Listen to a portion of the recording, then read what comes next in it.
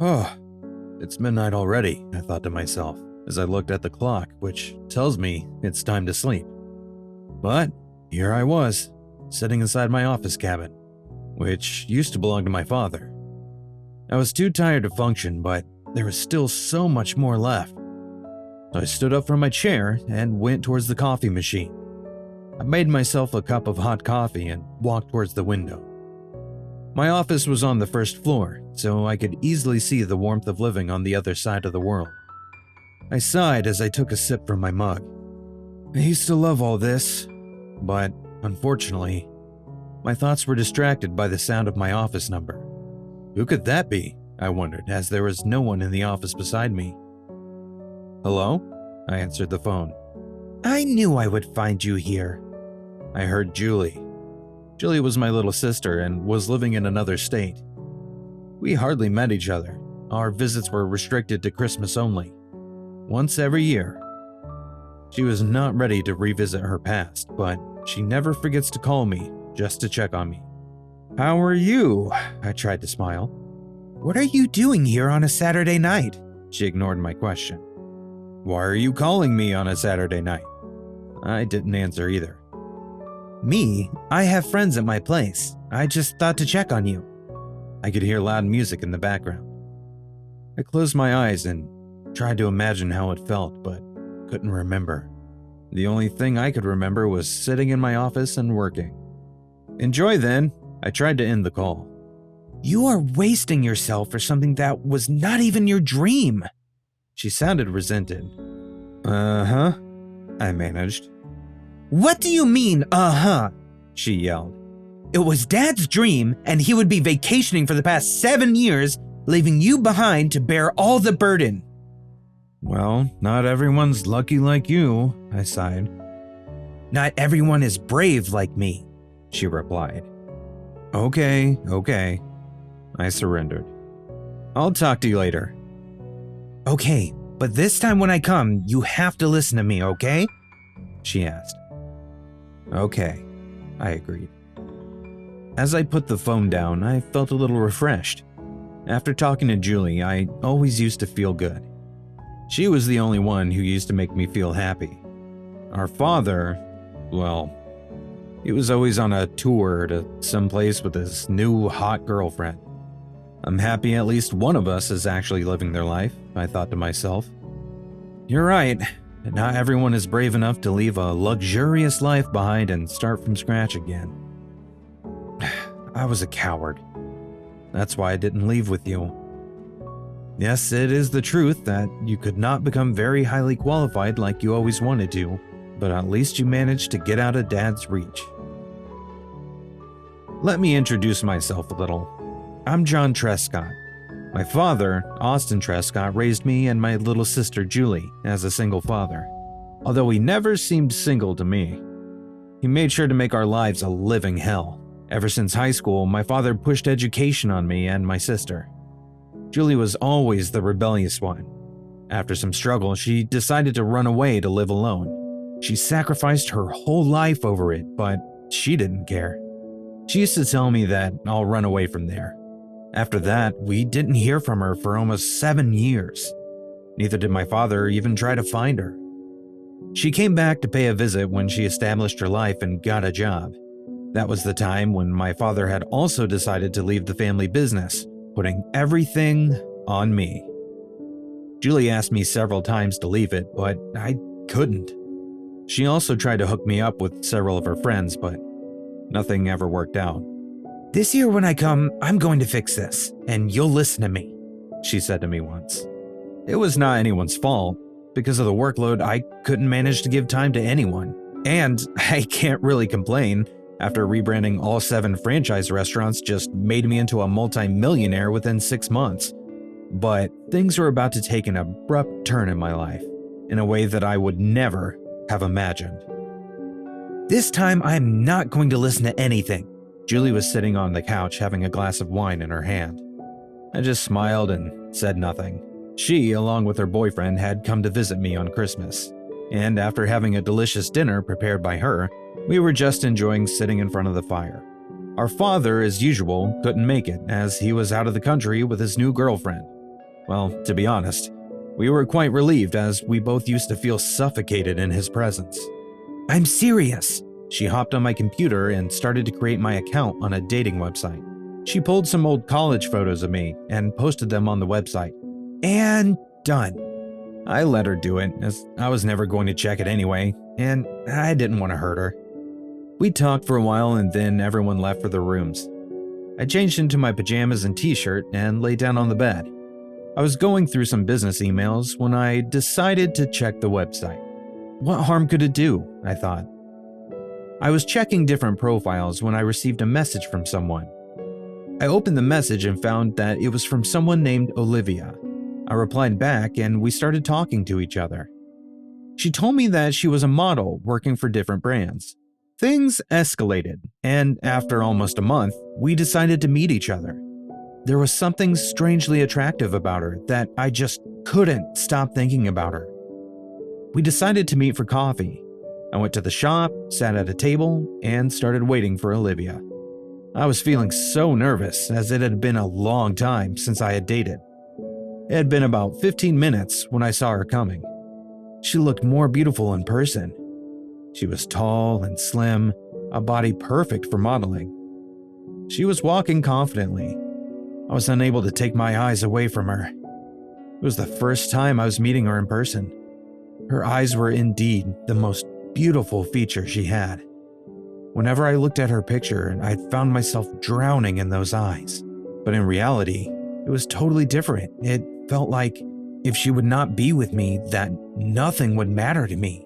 That was the moment I decided that I wanted to spend my eternity with her. But I was not ready to tell her yet, so we talked about random things. We already knew about each other because of our chatting on the phone. We spent hours chatting with each other and making jokes about each other. With the passage of time, our involvement started to go stronger. It became difficult for me to spend time away from her. When I was in my office or at home, I could not think about anything but her. And that was the time when I realized that I have fallen deeply in love with her. It had become so difficult for me to live apart. So I decided to invite her over for dinner and decided to ask her if she wanted to move in with me. It was difficult for me as it was the first time for me to invite a girl to my place. I set a table for two on the patio. I decorated the place to give it a romantic look, and then I decided to cook something really special for her. Around 8 o'clock, the doorbell rang. I went to the door and opened it to find Olivia looking gorgeous as always. We greeted, and then we both went inside. She had brought wine for me, which we decided to drink before having dinner. I poured wine in both of the glasses and handed one to her. I took a sip from the glass, but the flavor tasted very strange to me. I ignored it and took another sip. I felt my head spinning wildly, and then the last thing I remembered was everything getting dark. When I opened my eyes, at first I couldn't understand anything. My head was still throbbing and spinning. I looked around and realized it was my study room, but what was I doing here? I couldn't understand. I tried to think, and then everything started to come to me like a movie. Then I remembered Olivia and our dinner. The instant I remembered everything, I tried to stand up and look for her, but I couldn't. I realized that my hands and feet were tied. I tried to release myself, but failed. What is happening? Where's Olivia? I started to panic. I struggled to release myself, but my hands were tied with the handle of the cupboard behind my back. "Hello?" I shouted. "Olivia? Where are you?"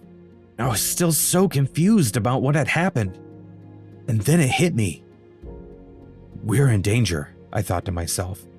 Some robbers had broken into my house, and Olivia must be in danger as well. I tried harder to release myself. Because of the effort, the vase that was placed beside me on the table fell on the ground and shattered into pieces. Suddenly, I heard someone outside walking. "Hello?" I shouted again. I could hear the steps coming nearer. Then I saw a man entering the room. He was coming towards me.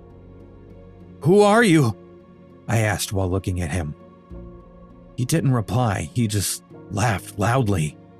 I tried to gain the courage, but I knew deep inside I was too scared. "Where's my girlfriend?" I asked again. "Where's Olivia? What have you done to her?" "You want to meet your girlfriend?" He laughed again. "Hey!" He turned around and called someone outside. "Ollie! Your hero's asking for you!" He started to laugh again.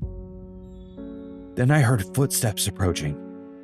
I could hear more than one person approaching me. Then I saw them and I couldn't believe my eyes. I saw Olivia coming, holding the hands of a man. "Olivia?" It was all I managed to say. As they came nearer, I realized she was holding a gun in one of her hands. And that was when I realized the intensity of the danger I was in. I took a deep breath to calm my nerves as I watched them approaching me. Yes, dear. Olivia came close to me. Do you need something? I remained silent. I was betrayed by the only girl I ever fell in love with. There was no point in saying anything anymore. Now I understood everything. The wine, me going unconscious and waking up here, tied up. I don't want to hear any sound from you or else. She pointed the gun at my forehead. Understand? She shouted. I just nodded. She turned around and left the room. Both the men followed her behind. They closed the door and turned off the light as they walked out of the room. I was unable to see anything. As soon as they left, I started hearing sounds of furniture falling and decorations breaking. They were looking for everything valuable, and my house was full of that. I took a deep breath as I wanted to think clearer. I wanted to find an escape, but first, I had to untie myself somehow. I waited for a while as I wanted to adjust my hands in the dark. I decided to think about a plan first and then act accordingly.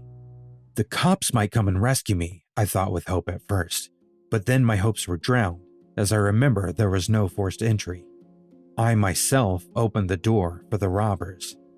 I tried to think harder, and then I remembered that there was a secret passage connecting the study room with my father's office, and I knew that there was a locker behind the wall filled with guns. I was certain that they would never find that secret locker as it was not visible, and only the authorized person could open it. So I was a bit relaxed about that part. Now all I needed to do was somehow set myself loose and get to the wall with the secret passage. I was too tired because of being tied like this. I could not even recognize what hour of the day it was. My mouth was dry and I felt like my throat was filled with thorns.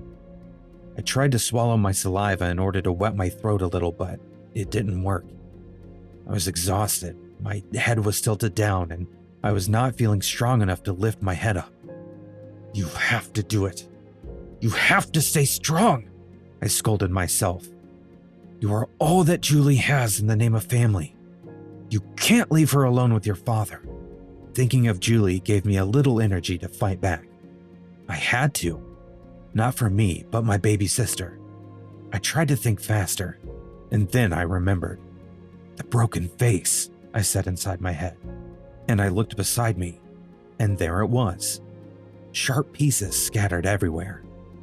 But the actual question was how to pick it up. I tried to move my foot a little closer to it. I was very careful not to make any noise. Finally, I reached it. I moved it a little with the toe of my foot. I felt a cramp run through my toe, but it didn't stop me. Some cramp, I thought. My life is in danger right now. Suddenly, I heard footsteps approaching me. No, I thought. If they see me having a piece of broken glass, they'll kill me. I moved as fast as I could to hide the piece. It was the biggest piece of all, so I didn't want to lose it. As soon as I hid the piece behind my leg, the door swung open and someone came in. They switched on the lights. The brightness of the light blinded me. I closed my eyes and tried to adjust to the brightness. Where is the money? The valuables? One of the men sat beside me and shouted in my ears with his gun pointing at my head. Where is it? Money is in my office building or the accounts. There's only a little cash in the drawers in my bedroom. My voice was too low because of the dried throat. "Oh, that little money we've already collected," he laughed. "Not too little for us." He stood up, laughing loudly, and went away, switching the lights off behind him. I breathed a sigh of relief. It took me a few minutes more to adjust my eyes and continue with what I was doing.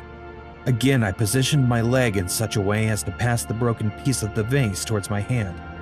This time, I almost brought it nearer, and I was so involved that I didn't notice when I suddenly received a strong punch right in my gut. A loud moan escaped my mouth as I felt like all the organs inside my stomach were bleeding. Then I received a strong pain near my lower leg, and I fainted. When I opened my eyes, my body was aching like I had been run over by a car. Every part of my body was hurting. I felt a tear roll down my eyes as I recalled everything. I searched around, and I couldn't find a piece of that broken vase, as expected. Couldn't even find a tiny one. But I was not ready to give up.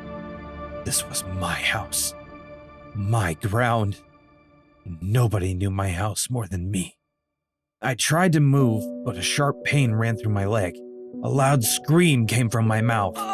Someone came inside and turned the light on. "You're up already. I heard Olivia. If you think about running again, I will fire this time right through your brain." She spat on the ground. I looked down and saw a puddle of blood on the ground, and then I understood the source of the pain. She came nearer to me. "Do not even think about it." She looked into my eyes and then walked away. I felt something breaking inside of me. I was going to ask her to move in, and here I was, all tied up in my own house. I shook away all the feelings and decided to think of a new plan. I knew they must have cleared everything near me, and now I have to think about it all over again. My leg was hurting so badly that I knew I couldn't move it at all. I had to do something fast, or else I'd die of blood loss, or my leg would have to be amputated. Suddenly, I remembered that one of the screws of this handle was loose, and that I had to replace it. This thought gave me another hope, and I tried to pull myself as hard as I could. Again, then again. Clank. To my happiness, something dropped on the floor. If someone ever asked me about the happiest moment in my life, I would definitely name this one. But this time I would be very careful, because this might be my last chance. My hands were already loosened because of the handle falling off. I quickly unfastened my hands. My whole arms were hurting badly. I stretched my arm and then quickly started to cut open the ropes on my feet. After a little struggle, my feet were released as well. But now came the hardest part. I ripped the sleeves off my shirt. I remember having a wine bottle inside the cupboard near the passageway. I limped across the room, holding my scream back, and picked a wine bottle from the cupboard. I opened up the bottle as quietly as possible and covered my mouth with one hand.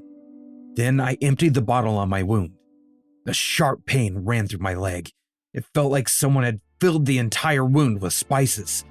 After cleaning the wound, I quickly tied my shirt sleeves on the wound to stop the bleeding. The bullet was still inside. I was not a doctor, but this was all I was able to do. I pulled the handle inside the wine cupboard, and the wall slid open. I went inside and closed the wall behind me. Part 1 of my plan was fulfilled. Now it was time for part 2. I moved across the passageway as I approached the office wall. I peeked through the hole and tried to listen to any sound near the office.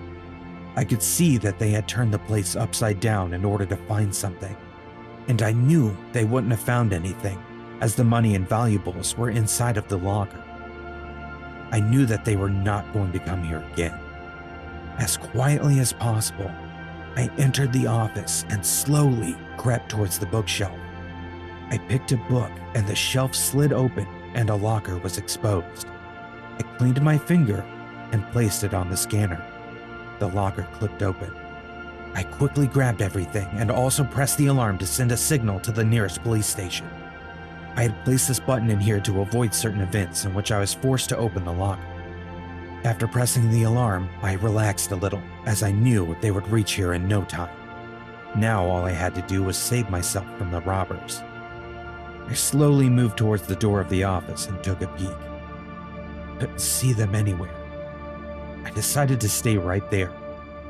I just wanted to pass the time and wait for the cops.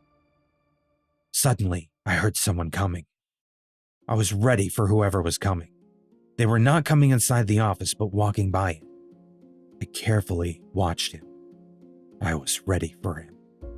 My gun also had the silencer on, and when he moved past me, I shot the man in his stomach. He let out a moan and fell to the ground.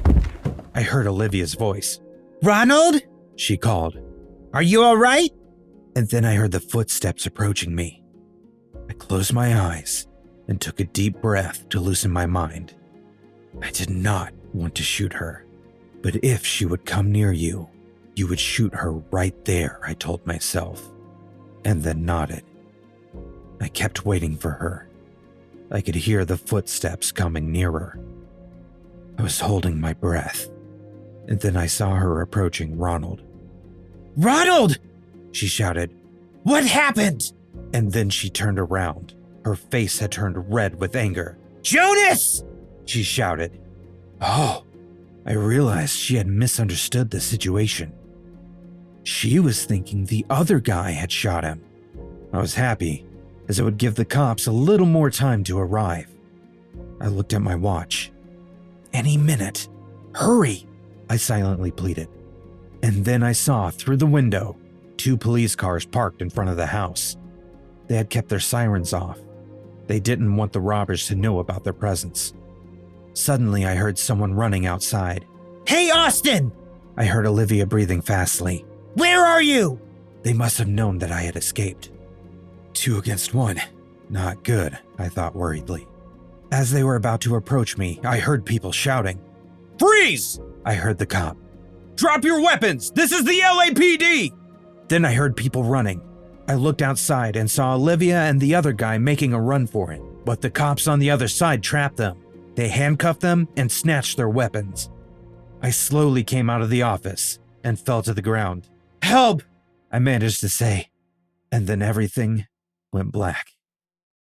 When I opened my eyes, I found myself lying on a bed in the hospital room. I saw Julie sitting beside me, her expressions worried. I looked at her and smiled. I remembered everything. Too much fainting for a day, I thought to myself and chuckled. I was worried. Julie held my hand. What happened? Didn't the cops tell you? I asked. They did, but I wanted to know from you, she sobbed. Don't worry. The cops will be here any minute to talk to me. You'll listen to the whole thing then, I laughed. She looked at me resentfully. I don't believe it, she started again. Olivia. Yeah, I nodded. My leg? I asked. It's been treated, don't worry, she smiled. Good thing you cleaned the wound and stopped the blood loss. After about an hour or so, the police came and listened to the complete story and noted everything in the diary. It was the most horrible event of my life that I can never forget. And after that, I never used dating websites.